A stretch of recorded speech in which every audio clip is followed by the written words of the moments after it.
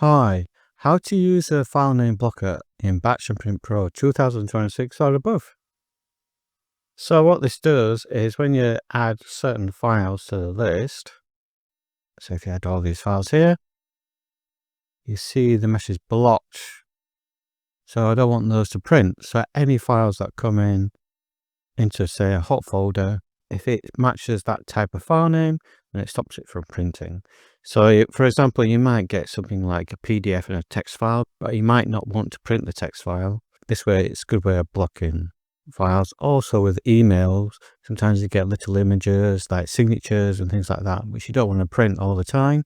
So it's a good way of blocking those as well. So to add to this list, you go into Options menu, File Name Blocker.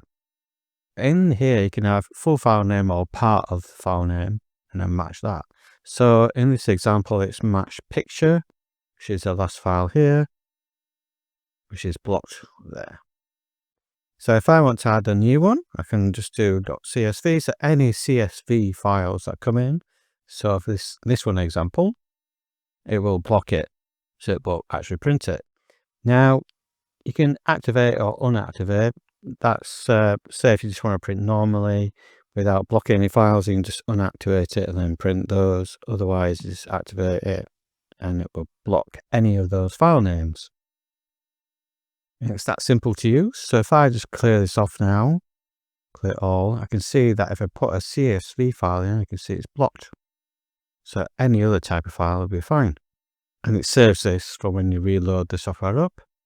Also, when you're hot folder monitoring, you can use this as well. So I'm going to scan this folder here and see if it's scanned for all files. Activate monitoring. Update this one here. Save and exit. So you see it scan this folder and it'll block these files that have matched the criteria.